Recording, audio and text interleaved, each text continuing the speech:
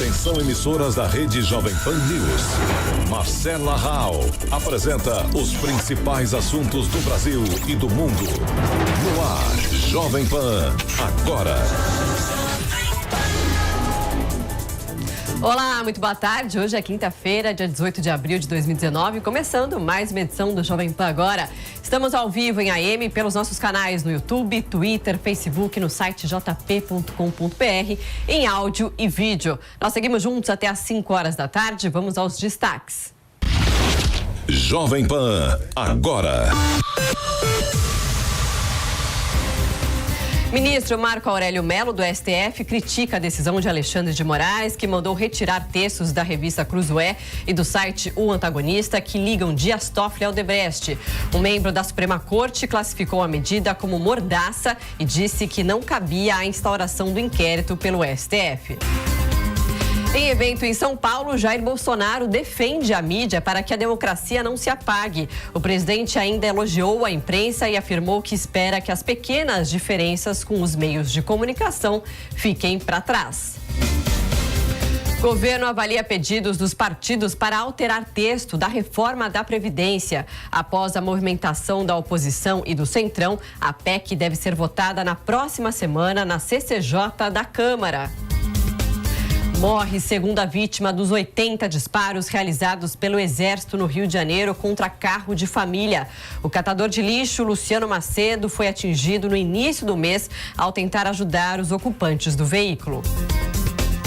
A Avianca Brasil reduz 62% dos voos na Páscoa em relação ao ano passado. De acordo com a ANAC, serão apenas 375 partidas entre hoje e o próximo domingo. Você fica por dentro disso e muito mais no Jovem Pan Agora.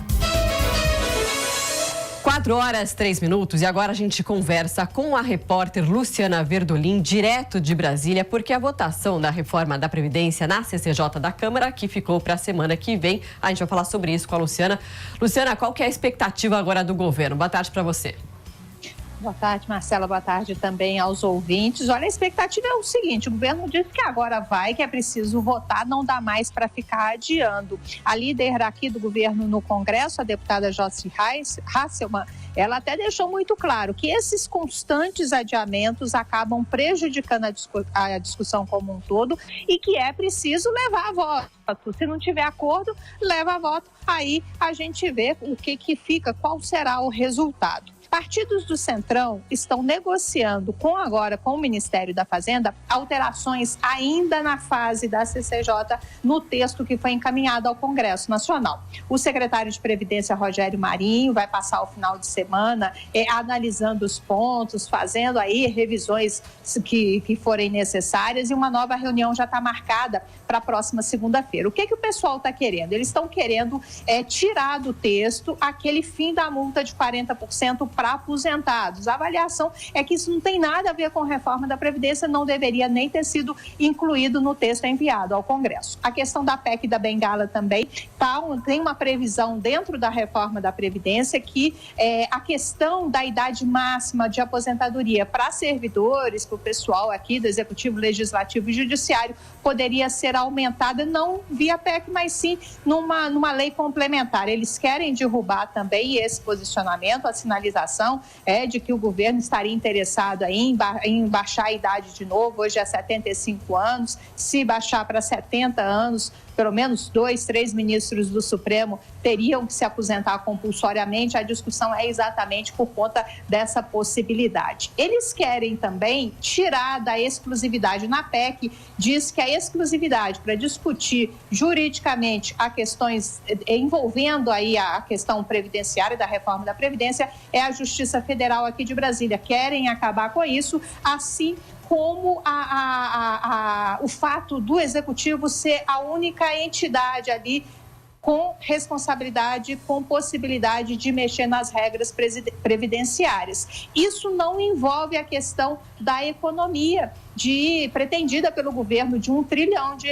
Por isso, a sinalização é de que esses pontos podem ser atendidos, mas existe sempre o temor que, se começar a abrir muito, se começar a ceder muito agora, quando chegar na comissão especial que vai se discutir o mérito da questão, pode-se criar-se um problema, onde passa um boi, passa uma boiada, é o que a gente costuma ouvir muito aqui em Brasília. Por isso, essas discussões vão prosseguir. A sinalização é de que esses pontos vão ser atendidos ainda na CCJ, mas é preciso aí uma maior articulação política lá no Congresso Nacional para evitar o que o próprio presidente Jair Bolsonaro costuma dizer, a desidratação da reforma. Pois é, né, Luciana? A derrota em relação à votação, que ficaria para essa semana, acabou ficando para a semana que vem. Essa mudança do texto que o relator vai ter que fazer para conseguir aprovar o texto na semana que vem, isso o governo não esperava e já começa a mudar num texto que teria que mudar na comissão especial, que é o mérito, e não na CCJ, que discute a admissibilidade da proposta, né? É bom a gente lembrar que a gente está falando de pontos novos, aquela questão da idade mínima, deve ter uma alteração na idade mínima, deve reduzir um pouco, a questão do BPC, do benefício de prestação continuada. Os partidos também, vários partidos já se uniram, já divulgaram que não aceita mudanças no BPC, e a questão também da aposentadoria rural. São pontos que já estavam sendo discutidos, mesmo os partidos governistas, eles querem discutir mais. Então, assim, se os próprios governistas estão querendo fazer tanta alteração na reforma, imagine a oposição. E é isso que o governo tem que ir com muito cuidado, está indo com cuidado, ver o que pode atender, o que não deve atender agora, mas o objetivo é garantir a aprovação da matéria. Esses pontos devem ser consenso, não deve criar dificuldade, eles devem ser fechado um acordo com o governo na próxima semana. Agora, fica aí a dúvida, se teve discussão na CCJ, imagine como é que vai ser a discussão na comissão especial. Pois é, né, Luciana? Agora, mudando um pouquinho de assunto, o ministro Sérgio Moro está trabalhando em novas medidas de segurança, é isso? Quais são? Olha, é um pacote de medidas, o que o ministro Onyx Lorenzoni da Casa Civil disse hoje é que é o seguinte, eles estão discutindo a questão orçamentária, o ministro Sérgio Moro tem um projeto aí na manga, apresentou ao ministro da Casa Civil um projeto para cuidar de criminalidade violenta, são aqueles crimes mais violentos que assustam mais a população, e a expectativa é de que esse pacote seja anunciado nos próximos dias, mas logo depois da semana que vem. O ministro está atrás de recursos, então conversou primeiro com a Casa Civil, depois foi conversar lá no Ministério da Economia com o ministro Paulo Guedes, exatamente para ver o que é possível garantir aí de sobra de recursos, o que pode melhorar o orçamento do Ministério da Justiça. Vale ressaltar que essa questão também é muito complicada, porque o governo já teve que remanejar recursos para recuperação e pavimentação de estradas, foram R$2 bilhões, e a área econômica não está querendo ficar remanejando muita coisa, não. As negociações estão evoluindo, a expectativa é de anúncio desse pacote nos próximos dias. Tá certo, Luciana, obrigada, bom trabalho para você. Para vocês também. Bom, e a Luciana Berdolim falava, o governo cedeu e aceitou fazer mudanças no texto da reforma da Previdência já na CCJ. Vamos então agora acompanhar o comentário de Vera Magalhães sobre o que representa isso politicamente. Isso significa também uma vitória do chamado Centrão. Não foi a oposição que conseguiu derrotar o governo Jair Bolsonaro, pelo menos não a oposição estrito sensu. Foi essa oposição que ainda não se decidiu se será governo ou se será de fato oposição. É o velho Centrão, reunido aí em alguns partidos que estão mais ativos no comando dessas obstruções e que preferiu mexer em pontos do texto agora para mostrar ao governo que a articulação política ainda terá de ser mais eficaz, ainda terá de atendê-los de alguma maneira, fazer com que eles participem do governo de alguma forma, que é o que eles vêm pleiteando desde o início e não estão conseguindo obter um caminho para fazer parte do governo de alguma maneira. Por hora foram recebidos por Bolsonaro, têm conversado com Paulo Guedes ou com o secretário especial da Receita, Rogério Marinho, mas não tem uma efetiva participação, por exemplo, em cargos nos estados, definições de políticas para os estados, não têm atendidas as suas demandas quanto ao orçamento, então eles estão querendo encontrar uma maneira de fazer essa participação. O que essa derrota mostra também é a profunda inexperiência da pequena base do governo na Câmara. É uma base que, por hora, tem pouco mais do que o PSL oficialmente embarcado.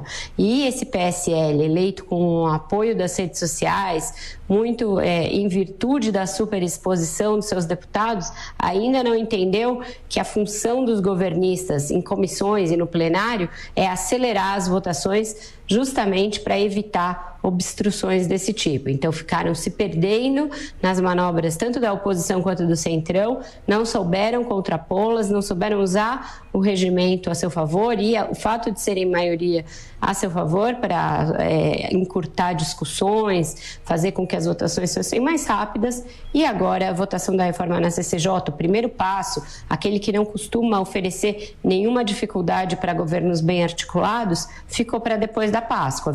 E o que ajuda a atuação desses partidos que têm ali no seu comando parlamentares muito experientes? Justamente a inexperiência do PSL. O líder do PSL, Major Vitor Hugo, por exemplo, foi pego aí em várias armadilhas e, quando não era caindo em armadilhas, era negociando com a oposição ou com o Centrão. Ele tem interesse na retirada de alguns pontos da reforma que atacam as corporações. Ele é um major, ele é defensor de interesses das corporações. Então, muitas vezes, o governo acha que ele jogou contra os interesses do Planalto, os interesses da equipe econômica. É alguém que está muito queimado, está com o filme muito queimado, junto ao governo. Não sei nem se ele vai continuar. Se dependesse da equipe econômica, o Major Vitor Hugo seria trocado, teria a sua liderança retirada e dada a outro deputado, dado o conjunto de atuações desastrosas dele na votação da reforma da Previdência. Obrigada, Vera. 4h13. Espaço aberto para a economia no Jovem Pan agora. Semana movimentada no mercado financeiro com influência do adiamento da votação da reforma da Previdência na CCJ e de outros temas importantes como o preço do diesel, né? Que a Petrobras anunciou que não vai interferir. Na verdade, o governo anunciou que não vai interferir nos preços da Petrobras. Quem conta os detalhes pra gente é a comentarista Denise Campos de Toledo. Denise, boa tarde. Vai e vem da CCJ. Também teve a questão do próprio presidente Jair Bolsonaro, que disse que não vai interferir nos preços. Isso também influenciou. Qual o balanço que a gente tem nessa semana do mercado financeiro? Boa tarde. Boa tarde. Desde a semana passada, né, Marcelo? A gente está vendo uma volatilidade louca aí do mercado financeiro e sobe e desce. Ontem o dia foi muito pesado, exatamente por toda essa situação que nós conferimos na CCJ. Né? A incerteza quanto ao tempo que vai demorar essa discussão toda. Depois, se haverá alterações que possam comprometer demais o resultado final esperado. Integrantes aí da base do governo defendem que se garanta aquela economia de mais de 1 trilhão proposta pelo ministro Paulo Guedes. Só que a gente percebe que alguns desses pontos que estão sendo discutidos agora podem acabar resultando em uma economia bem menor, não é? Especialmente o abono salarial, que foi um dos pontos que entraram ontem na discussão. Aliás, chama atenção exatamente isso, porque foi uma surpresa total. Se imaginava que a CCJ só fosse aprovar. E tinha alguns pontos que desde o início, a gente até já falou sobre isso, que os líderes partidários já vinham colocando como problemas aí na proposta do governo, que é a questão do BPC, que é a questão da aposentadoria rural, mas aí outros pontos apareceram, como essa questão do abono, que representariam 150 bilhões aí de economia em 10 anos. Então fica a expectativa para a semana que vem. Ontem o mercado teve uma reação negativa a isso, porque o mercado tem essa ansiedade de ver a aprovação da reforma pela importância que ela possa ter para a economia, né? O Brasil precisa fazer um ajuste sério das finanças públicas para recuperar a credibilidade, para o governo poder lançar outras medidas que estimulem mais o crescimento, e está todo mundo de olho nessa reforma. Então a gente tem a preocupação dos empresários, que eles confiam na aprovação, confiam nas perspectivas da economia, mas antes de investir para valer na própria atividade, eles querem ter certeza que não vão ficar decepcionados de novo. Isso aconteceu na época de Temer. A proposta na época estava pronta para ser aprovada, aí veio a delação da JBS, a gravação com o presidente Temer e aquela decepção. né, da mesma semana. Então, não aconteceu a reforma, o Brasil foi empurrando essa situação toda e agora estamos de novo discutindo uma reforma da Previdência. Agora, hoje, o que está favorecendo mais o movimento do mercado foi o anúncio ontem da elevação do preço do diesel pela Petrobras. Não que o mercado goste de elevação de preços, a questão é que isso mostra que talvez a Petrobras tenha, de fato, como o governo está afirmando agora, autonomia para definir a política de preços. E isso bate com aquela ideia de um governo com uma política econômica mais liberal. Quando o presidente Bolsonaro interferiu na semana passada, ele causou uma decepção muito grande, porque se imaginava que ia prevalecer a postura de Paulo Guedes, que é dos economistas mais liberais que nós temos no país. Paulo Guedes voltou de viagem, conversou com o presidente, tivemos uma semana aí de reuniões. No final das contas, a Petrobras ontem anunciou um aumento e sabemos que os caminhoneiros ainda estão insatisfeitos com a situação atual. Esse é um ponto que preocupa, mas o mercado está de olho nessa postura liberal de menos Estado, de mais privatizações, de investimentos que dependam do capital privado. Então, hoje a gente tem, como eu disse, essa reação mais favorável do mercado financeiro. O dólar está até apresentando uma certa volatilidade, porque fica por trás aquela preocupação com relação à CCJ, se na semana que vem haverá aprovação ou não. Mas o dólar agora recua 0,26%, cotação de venda do comercial está em R$ 3,924, Bolsa de Valores opera em alta de 1,39%. Ela tem tido aí pequenas oscilações, porque também está havendo um posicionamento aí do mercado em função do feriado. Também acontecem coisas no exterior, então até segunda-feira podemos ter algumas novidades, inclusive porque haverá discussões também em torno dessas mudanças da reforma. Mas as ações da Petrobras são as que registram maior alta, agora 3,74% entre as ações mais negociadas. Então é isso. Estamos partindo aí para o feriado de Páscoa, com um movimento mais tranquilo de mercado financeiro, mas aqueles fatores que trouxeram essa volatilidade maior continuam presentes. E no caso da reforma da Previdência, é uma preocupação para toda a economia, né? Pois é, Denise, você tá aí amanhã? Não, amanhã é de folga. Ah, que ótimo. Boa folga para você. Até segunda. Até lá. Bom, olha só, com pouca reserva de água, o açude Castanhão, no Ceará, não vai mais abastecer Fortaleza. O repórter Tiago Lima traz os detalhes pra gente. Boa tarde, Tiago. Oi, Marcela, boa tarde a você e a todos. O açude Castanhão, maior reservatório de água do Ceará, não vai mais abastecer Fortaleza e região metropolitana, pelo menos até 30 de junho. A decisão é da Companhia de Gestão dos Recursos Hídricos, que administra o Castanhão. As chuvas no Ceará não têm caído naquela região central do estado, como explica o meteorologista Davi Ferran. Nesses últimos dias nós estamos sob a influência do principal causador de chuvas, que é a zona de convergência intertropical, né? Esse sistema atuou principalmente agora nesse final de março e favoreceu chuvas bastante intensas em diversas regiões do estado do Ceará, sendo que as regiões que mais choveram foram aquelas próximas ao litoral, né? Por exemplo, litoral de Fortaleza, litoral norte ficou aí em torno de 55% acima da média. Marcela, hoje o Castanhão tem apenas 5% de sua capacidade. No começo da quadra chuvosa, em janeiro, tinha 3%. Houve uma melhoria, mas ainda insuficiente para abastecer Fortaleza e os 16 municípios da região metropolitana. É com você, Marcela. Uma ótima tarde. Valeu, boa tarde. Bom, a gente fala agora do inquérito instaurado pelo STF para investigar supostas ameaças e fake news envolvendo o Supremo. Para relembrar o caso, na segunda-feira, o ministro Alexandre de Moraes, que é o relator do inquérito, mandou tirar do ar reportagens da Cruzoé e do site Antagonista com denúncias contra o presidente do Supremo, Dias Toffoli. Nesta quinta-feira, o ministro do STF, Marco Aurélio, disse que a decisão do colega Alexandre de Moraes de mandar retirar as reportagens é uma mordaça. E o próprio Dias Toffoli se pronunciou sobre o assunto. Ao jornal Valor Econômico, ele disse que o episódio não pode ser chamado de censura.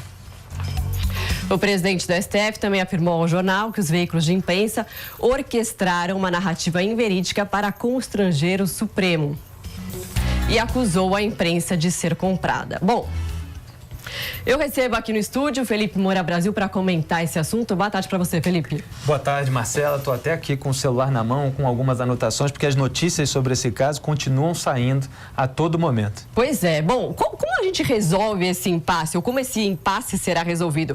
No plenário do STF agora, será? É bem possível que chegue até o plenário do STF, dadas as várias frentes aí de batalha que os defensores da liberdade de imprensa estão travando, inclusive o site O Antagonista e a revista Cruzoé, que entraram com uma ação que está sob a relatoria do ministro Edson Fachin do STF, que inclusive já pediu informações ao ministro Alexandre de Moraes, que determinou a censura da reportagem que citava um documento de 2007 do Marcelo Odebrecht, em que ele citava o Dias Toffoli como amigo do meu pai. Lembrando, mais uma vez, que o amigo do meu pai é o Lula, que era amigo do Emílio Odebrecht, pai do Marcelo Odebrecht, então o Toffoli seria o amigo do Lula. E o Marcelo Odebrecht fazia uma pergunta, afinal vocês fecharam com um amigo do meu pai? É o caso de uma usina de Santo Antônio, se eu não me engano, que está envolvida ali em investigações, e a resposta de um representante da Odebrecht é que estava em curso esse contato, supostamente, com o atual presidente do Supremo Tribunal Federal, Dias Toffoli, que na época era advogado-geral da União, quer dizer, representante da AGU. Agora, o Dias Toffoli, depois desse ato de censura que ele autorizou o ministro Alexandre de Moraes a fazer, tem dado declarações que só agravam esse ato. Ele tem feito acusações mentirosas contra veículos independentes que exerceram o seu dever de fazer a vigilância na forma do jornalismo independente. Então ele disse, por exemplo, que foi tudo orquestrado para sair às vésperas do julgamento sobre prisão de segunda instância. Sendo que esse julgamento, Marcela, estava previsto para acontecer no dia 10 de abril e no dia 4 de abril ele foi adiado pelo próprio ministro-presidente da Suprema Corte, Dias Toffoli, no dia 4 de abril. O documento citado na reportagem original da Cruzoé, ele foi anexado aos autos da Lava Jato no dia 9 de abril. Quer dizer, 5 dias depois do próprio Dias Toffoli adiar o julgamento. E a reportagem da Cruzoé saiu no dia 11 de abril. Então, quer dizer, as próprias datas, a cronologia refuta a acusação que o Dias Toffoli faz, mostrando a leviandade com que ele faz esse tipo de acusação. E ele também disse que os veículos querem atingir as instituições brasileiras. Isso é uma velha tática usada por petistas, inclusive o Lula, que é o padrinho do Dias Toffoli, de encobrir fatos negativos sobre si, pintando esses fatos negativos como ataques a um grupo maior do qual faz parte. Quer dizer, o Lula dizia que a mídia tentava criminalizar o PT, criminalizar a esquerda, criminalizar a política, e agora o Dias Toffoli, para tratar de um documento que cita exclusivamente ele, fala que querem atingir as instituições brasileiras. O Dias Toffoli, é bom ele lembrar que ele é um dos 11 ministros da atual composição do Supremo Tribunal Federal. Ele não é sequer o Supremo Tribunal Federal e muito menos as instituições brasileiras. E ele tem de responder pelos seus atos como todo cidadão, seja uma autoridade, seja um membro do Poder Judiciário, seja simplesmente o cidadão comum. E agora há pouco, por isso que eu estou com o celular na mão, Marcela, o ministro Celso de Mello, decano da Suprema Corte Brasileira, do Supremo Tribunal Federal, decano é o membro mais antigo da Corte, divulgou uma nota justamente criticando a censura.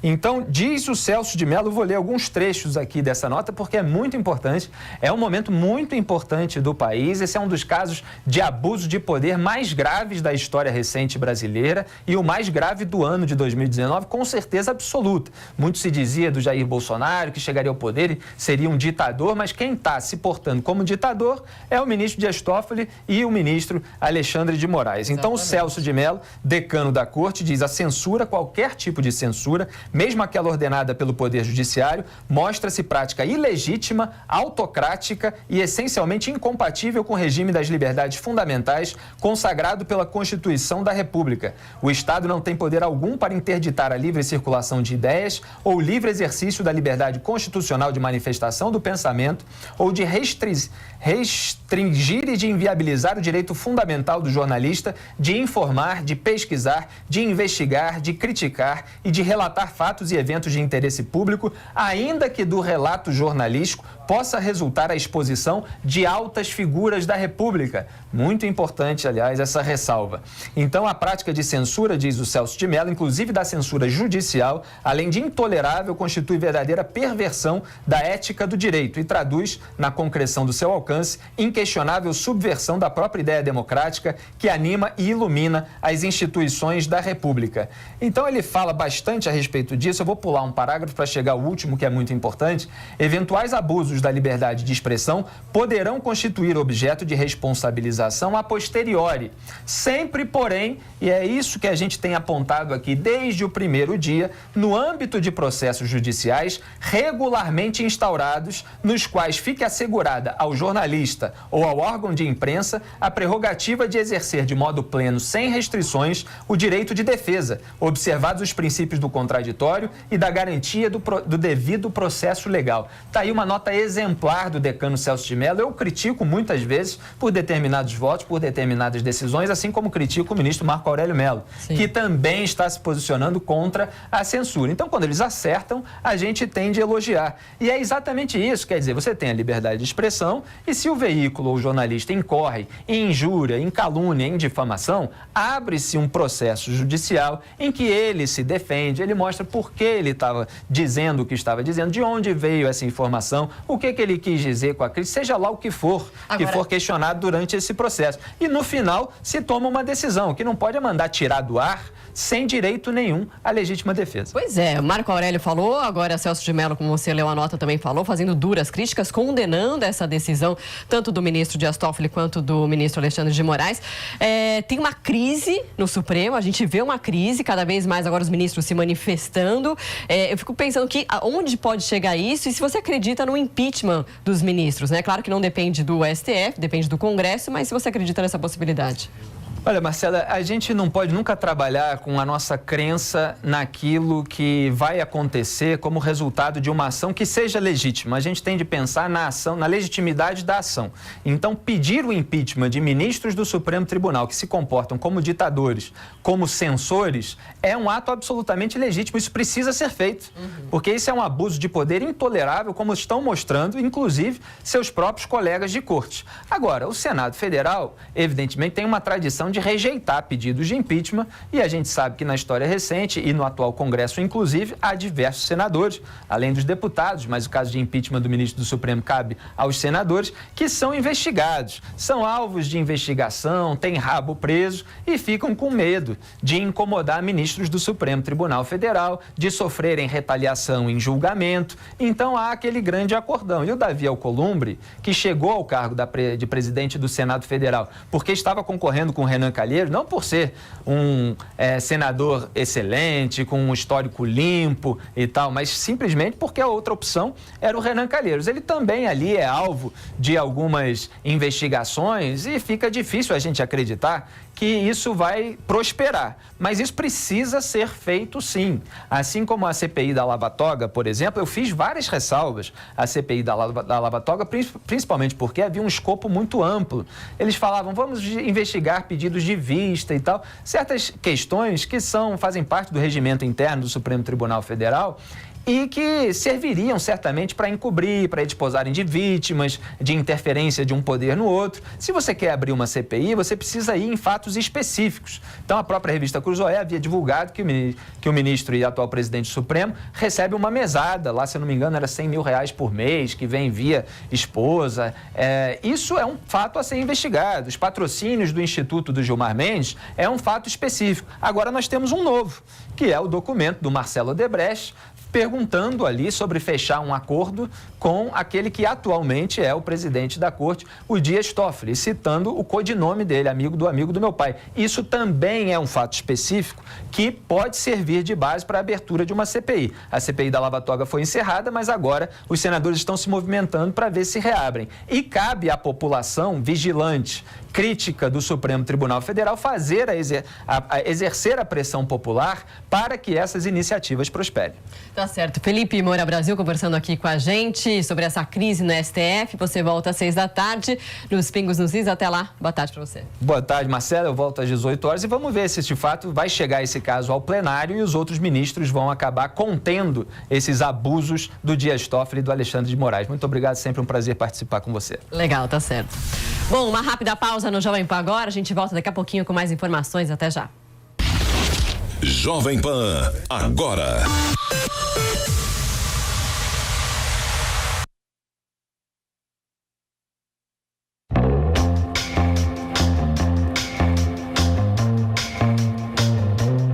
Sabia que você pode ter toda a programação da Jovem Pan a hora que quiser, com um só toque? Os principais acontecimentos do Brasil e do mundo, onde você estiver.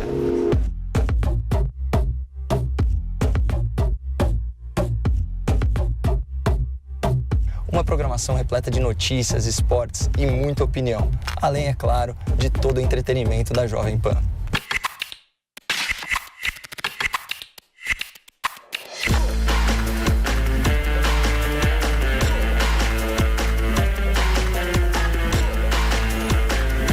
Web rádio para você ouvir o que quiser, na hora que quiser. E também os podcasts de toda a nossa programação. Tudo isso na palma da sua mão.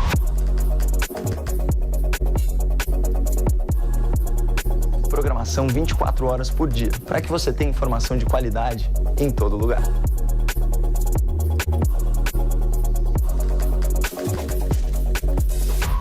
Baixe agora o aplicativo da Jovem Pan no seu celular e acompanhe seus programas preferidos ao vivo e com imagem.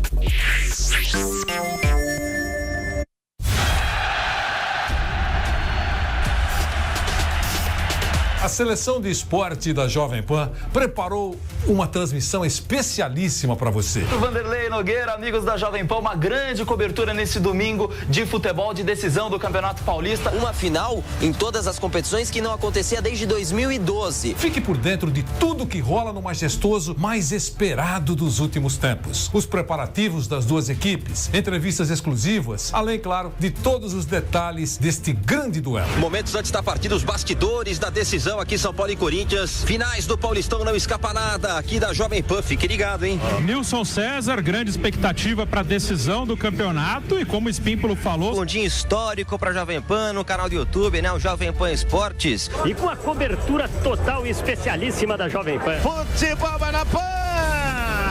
E como tem acontecido desde o ano passado, o Paulistão, para mim, vai se definir nos pênaltis. Acompanhe a grande final do Paulistão 2019 com o melhor time do jornalismo esportivo. Domingo, a partir do 12:30, no canal Jovem Pan Esportes, no YouTube.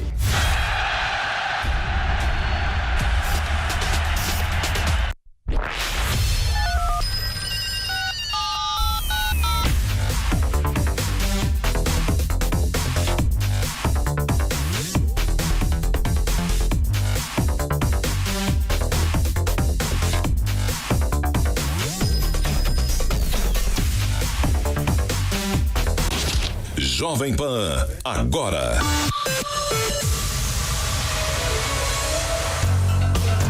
Quatro horas 33 minutos, quase uma semana depois do desabamento dos prédios na Muzema, o repórter Rodrigo Viga nos conta como estão os trabalhos de buscas por lá.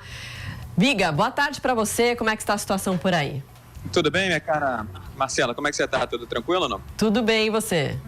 Por aqui, a gente continua à espera de uma nova chuva, preocupado porque promete, desde a última terça-feira, ser uma chuva forte, né? E a chuva já fez muitos estragos na semana passada. 11 morreram naquele temporal de segunda para terça-feira e pelo menos 20 pessoas já foram vítimas do desabamento, vítimas fatais do desabamento na comunidade da Muzema, na zona oeste do Rio de Janeiro.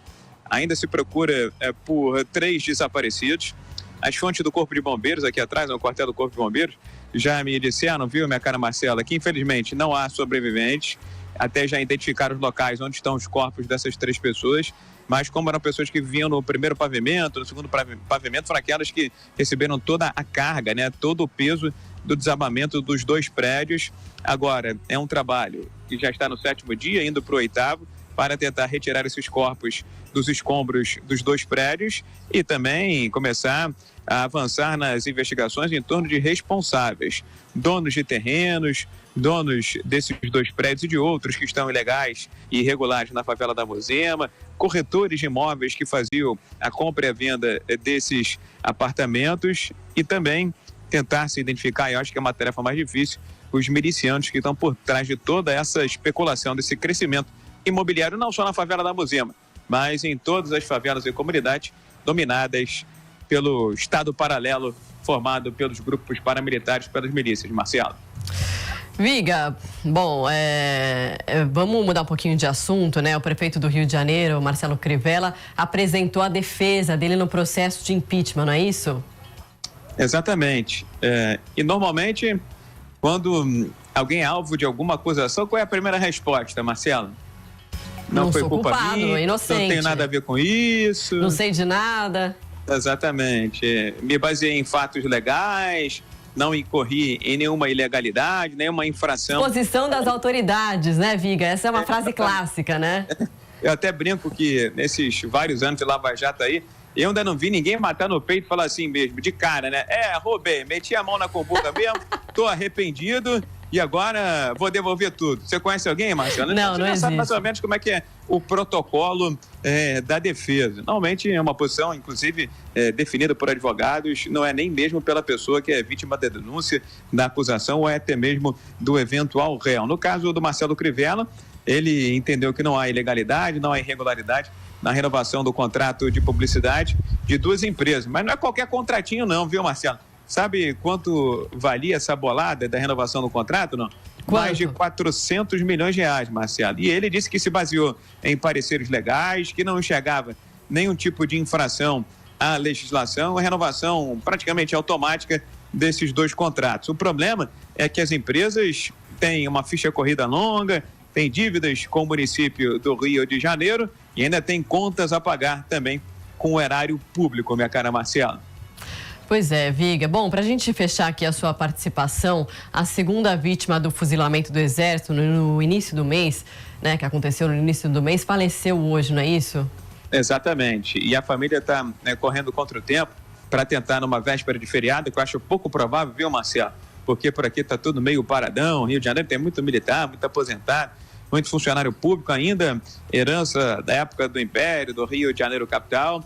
Aqui, essa prestação de serviço deixa muito a desejar. São Paulo dá de goleada aqui na cidade do Rio de Janeiro. Mas a família está tentando liberar o corpo lá do Instituto Médico Legal para promover ainda hoje as cerimônias de velório e de enterro do Luciano Macedo, 28 anos de idade, mais uma vítima assassinada. Eu vou usar essa palavra porque eu não vejo de outra forma até, Marcelo, assassinada por uma ação desastrada e desastrosa do Exército Brasileiro, quando militares dispararam mais de 80 tiros contra o carro onde estava uma família, dirigido esse carro pelo músico Evaldo Rosa dos Santos. Esse catador de lixo, esse catador de material reciclável, o Luciano Macedo, de 28 anos de idade, ele tentou socorrer a família que estava desesperada com aquele ataque, com aqueles mais de 80 tiros disparados pelos militares do Exército. E ele acabou sendo também vítima. Levou 3 tiros no peito, viu, minha cara Marcelo, no tórax. Foi socorrido, levado para o Hospital Carlos Chagas, fica em Marechal Hermes, na periferia do Rio de Janeiro. Estava internado por lá desde o episódio lamentável, dia 7 de abril, e morreu na madrugada desta quinta-feira. Uma série de problemas foram, nesse interim, identificados aí pela família, pelos advogados, sendo que não houve prestação de qualquer tipo de apoio, ajuda ou assistência de Estado, município, União, que havia uma decisão da Justiça para o Luciano ser transferido para um outro hospital, mas isso não aconteceu e mesmo assim ele foi operado à revelia na última quarta-feira e depois dessa cirurgia ele teve muitas complicações e veio a falecer, a morrer na madrugada desta quinta-feira. A família vai mover uma ação tripla na Justiça reparadora, com pedidos de indenização à União, ao Estado do Rio de Janeiro e à cidade do Rio de Janeiro. Marcelo. Tá certo, Biga. Bom trabalho para você. Amanhã você tá por aí também, né? Firme e forte. Cheio de ovo de Páscoa na barriga, mas estarei firme e forte. Boa Páscoa para todos aí, viu, Marcelo? Pelo menos feliz, né? Com muito chocolate. Valeu, Biga. Até. Beijo. Tchau.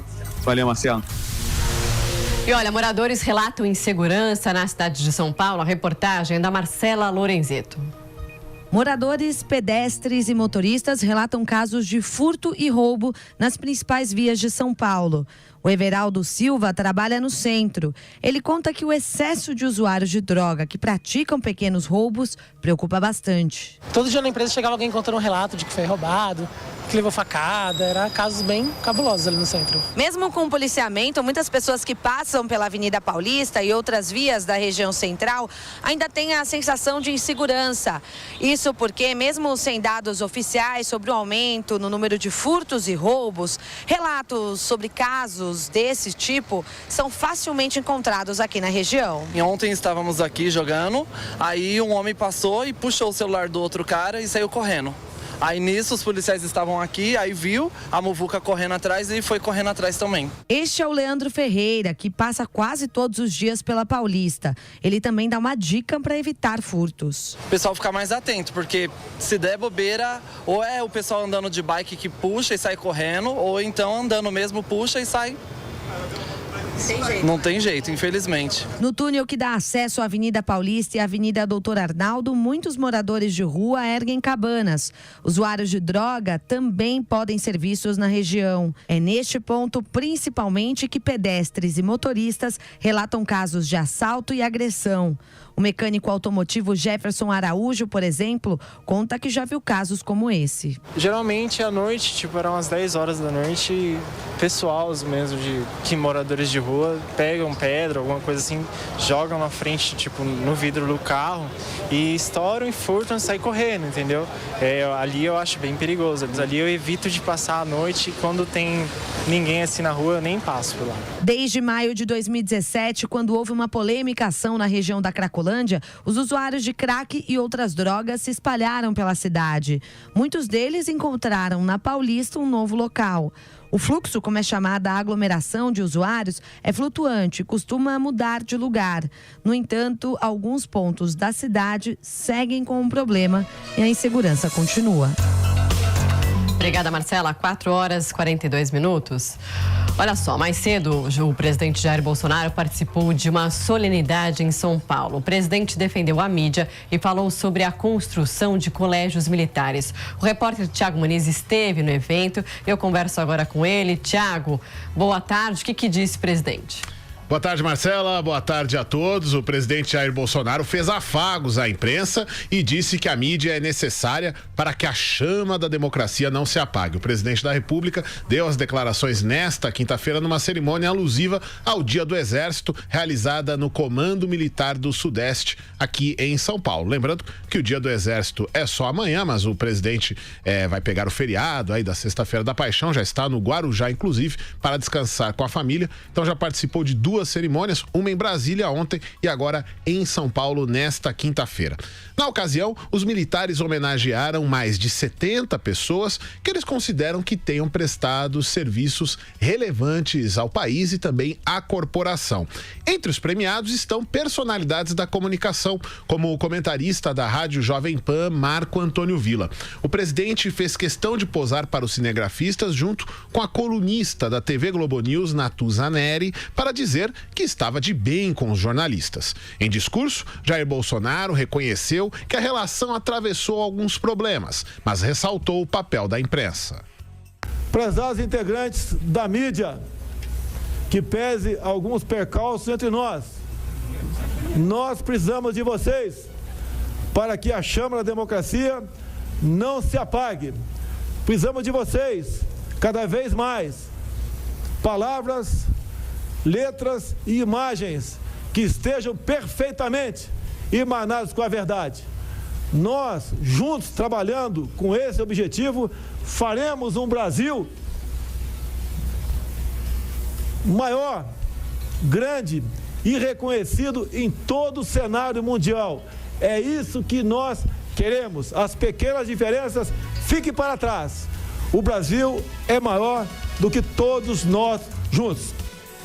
Bom, Marcela, o presidente não concedeu entrevista depois desse discurso, então não deu para perguntar para ele se essa referência tem alguma coisa a ver com o que um outro poder ali, o que um pessoal ali perto da Praça dos Três Poderes anda fazendo em relação à liberdade de imprensa. Não deu para perguntar para ele se essa fala tem a ver com as recentes medidas do STF que incluíram censura à revista e a um site de notícias. Mas fica no ar de qualquer maneira, né? O presidente da República... Pois não, já o vice Hamilton Mourão já falou na lata ali que ele acha que foi um ato de censura, né? Exato. Então, o presidente, que é uma fala, deve-se dizer, bastante louvável, né? De defesa à liberdade de imprensa, ele colocou dessa maneira na manhã de hoje essa defesa, reconhecendo que teve alguns problemas no caminho, né?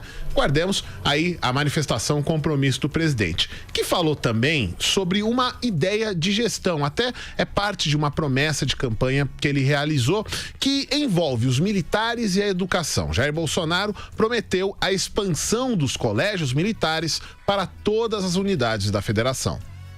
Sabendo que o trabalho que Vossa Excelência vem fazendo em prol da construção do maior colégio militar do Brasil aqui no Campo de Marte. E digo mais, prezado Bruno Covas, isso já acertado com o senhor, ministro da Defesa e comandante do Exército e demais forças, porque aqui a Força Aérea também está envolvida nessa construção, nós faremos o tudo possível para que em cada capital de estado, onde porventura não exista um colégio militar, nós construiremos um lá também. Quem também passou recados foi o próprio Exército. A funcionária do cerimonial, Fátima Santos, leu uma mensagem do comandante-geral da corporação, o general Edson Leal Pujol. No texto que foi ouvido pelo presidente, o general falou de dificuldades salariais e orçamentárias enfrentadas pela tropa, sempre ressaltando o lema da corporação, o braço forte e a mão amiga. O general disse que, por mais que haja uma defasagem de salários e que haja dificuldades em obter meios e orçamento, que o Exército continua prestando o papel dele. Vale dizer que esse Dia do Exército, ele lembra a primeira vez em que o Brasil teve uma equipe de defesa, ainda na época da colônia, em 1648, pela primeira vez um grupo de pessoas se reuniu para defender o país de uma ameaça externa, que no caso foram as invasões holandesas no Nordeste brasileiro, nos Montes Guararapes. Então amanhã, dia 19 de abril, é efetivamente o Dia do Exército. O presidente almoçou com os oficiais do Comando do Sudeste e deixou as dependências militares no começo da tarde. Pouco tempo depois, ele decolou, foi de helicóptero ao Forte dos Andradas, no Guarujá, onde vai descansar durante o feriado de Páscoa.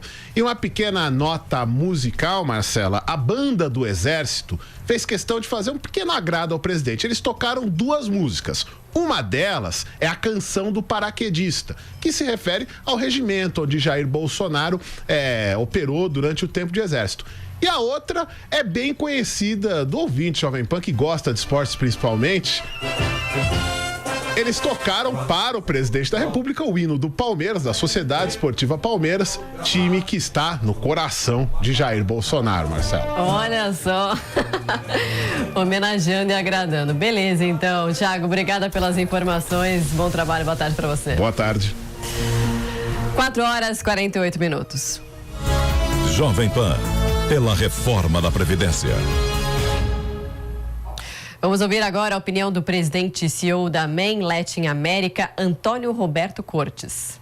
Eu diria que todas as reformas que estão por vir são necessárias. Nós vamos ajustar o Brasil à realidade. E uma delas é acertar as contas do governo. E a Previdência é a primeira, é a prioritária. É a base para que tenhamos aí um ambiente econômico favorável e, como diz o ministro, para o bem dos nossos filhos e dos nossos netos. Nova Previdência. Justa para todos. Urgente para o Brasil. Temos também depoimentos de ouvintes que enviaram vídeos pelo nosso WhatsApp. Lembrando que o número é o 11 974 65 630. Repetindo, 11 974 65 630. Se você quiser mandar, pode mandar. A gente mostra ao longo da programação. Vamos agora conferir, então, esses vídeos. Olá, pessoal. Meu nome é Kelly, falo da Irlanda e vim aqui parabenizar a iniciativa da Jovem Pan em tomar partido pela aprovação da reforma da Previdência. Além de qualquer posicionamento político que o brasileiro tenha, é importante observar que ela é essencial para o Brasil hoje. Eu sou Jean Moraes, moro na Praia Grande. Eu apoio a Previdência porque é uma forma de a gente garantir os recebimentos para o futuro. Tanto quem ainda está trabalhando, como aquele que nem começou a contribuir. Concordo, Jovem Pan. Bela atitude que vocês estão fazendo pela nova reforma da Previdência. Precisamos sim dessa nova reforma para o Brasil andar, para o Brasil ir para frente. Estamos de parabéns aí. Hein, galera? Valeu, Jovem Pan.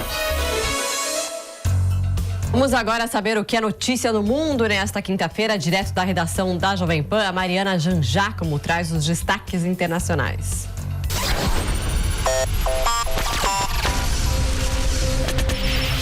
corpo do ex-presidente do Peru, Alan Garcia, é velado nesta quinta-feira. O velório acontece na sede do partido político que o levou a presidir o país 2 vezes. O governo do Peru decretou 3 dias de luto nacional. Alan Garcia tinha 69 anos e ele se suicidou quando a polícia chegou à casa dele com um mandado de prisão. Garcia foi acusado de estar envolvido em um esquema de corrupção ligado à construtora Odebrecht. Um terremoto esvazia escolas e paralisa o serviço de metrô em Taiwan. O terremoto de magnitude 6,1 atingiu a cidade de Hualien nesta quinta-feira e também provocou cortes de energia. O Departamento de Meteorologia já informou que outros tremores de magnitude superior a 5,0 são uma possibilidade nos próximos dias. O líder da Coreia do Norte, Kim Jong-un, deve ir à Rússia na segunda metade de abril e se encontrar com o presidente Vladimir Putin. O anúncio vem no momento em que o governo do presidente dos Estados Unidos, Donald Trump, tenta um acordo com Kim para acabar com as tensões nucleares. Depois do incêndio na Catedral de Notre-Dame, em Paris, o presidente francês Emmanuel Macron disse que o Papa Francisco deve visitar o país. Macron disse que conversou por telefone com o Papa, que se mostrou ansioso para ver a catedral restaurada. O Vaticano também se disse disposto a oferecer ajuda técnica em restauração para reconstruir a Notre-Dame. E agora o repórter Alexandre Pitoli conta as mudanças para motoristas de aplicativos que estão em discussão em São José do Rio Preto, no interior de São Paulo. Boa tarde, Alexandre. Boa tarde, Marcela Raal. Boa tarde para você que acompanha esta edição do Jovem Pan agora.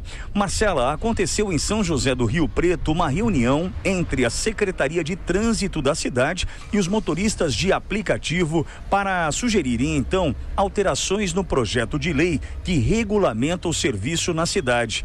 Após as decisões, tudo será encaminhado para a Procuradoria do município para ter o aval jurídico diante das mudanças propostas que são: os motoristas terão que ter o seu carro emplacado em São José do Rio Preto. Além disso, os carros poderão ter no máximo 10 anos de uso e, caso sejam financiados, terão que estar no nome do condutor ou parentes próximos. Se o carro for alugado, ele deve ser locado em nome do condutor ou também de algum parente próximo, e os motoristas de aplicativo em São José do Rio Preto não poderão usar vagas especiais para estacionamento e somente vagas comuns de estacionamento. Marcela, a lei entra em vigor não mais em 45 dias, mas sim em 90 dias, porque os condutores também terão que fazer um curso de direção defensiva. Marcela, e para você, sua família, boa Páscoa, felicidades para vocês e vida nova. Alexandre Pitoli, para a Rede Jovem Pan. Valeu, Pitoli. Boa Páscoa para você e sua família, para todos.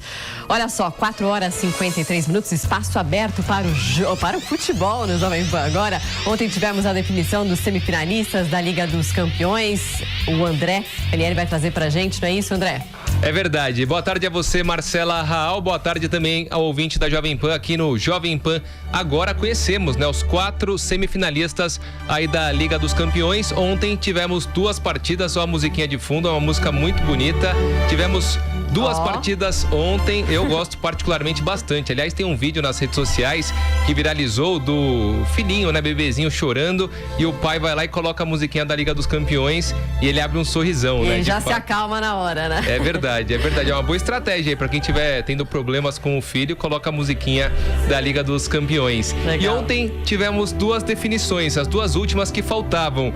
Num dos maiores jogos da história da Liga dos Campeões, o Manchester City bateu por 4-3 o Tottenham, mas quem avançou foi o Tottenham, isso porque no jogo de ida o Tottenham em casa havia vencido por 1-0, o saldo de gols foi igual, só que pelo gol qualificado, gol marcado fora de casa, o Tottenham está nas semifinais da competição. E tem um detalhe muito interessante nessa partida: no finalzinho, já nos acréscimos, o City marcou o gol que garantiria a vaga na semifinal, só que o VAR, o VAR, o árbitro de vídeo, entrou em ação e acabou acabou invalidando de forma correta esse gol do Manchester City. E o Guardiola, que é o técnico do City, conversou com a imprensa após esse jogo. Ele comemorou muito, né, na hora que saiu o gol. Até então ele não sabia que o gol viria a ser anulado. E ele falou sobre essa questão do VAR, né? Um debate muito grande. O VAR é benéfico, não é para o futebol. O VAR acaba estragando, tirando a magia do futebol. Vamos ouvir o que disse o técnico do City, Pep Guardiola, que foi eliminado, o que ele pensa sobre o VAR. I'm fine for the fair football, for the fair decision, so the referee must be held. Sou a favor do que é justo. O árbitro às vezes precisa ser ajudado. Impedimento é impedimento. Foi justo e é isso que importa. Will be fair and that's all. Então a participação do Pep Guardiola, eu particularmente concordo muito com ele, né? Foi um anticlímax enorme nessa partida entre City e Tottenham, mas o VAR estava certo, né? E o que é certo, é certo. E a outra definição que aconteceu nesta quarta-feira na Liga dos Campeões foi o Liverpool, que bateu mais uma vez o Porto por 4-1 e avançou à semifinal da competição.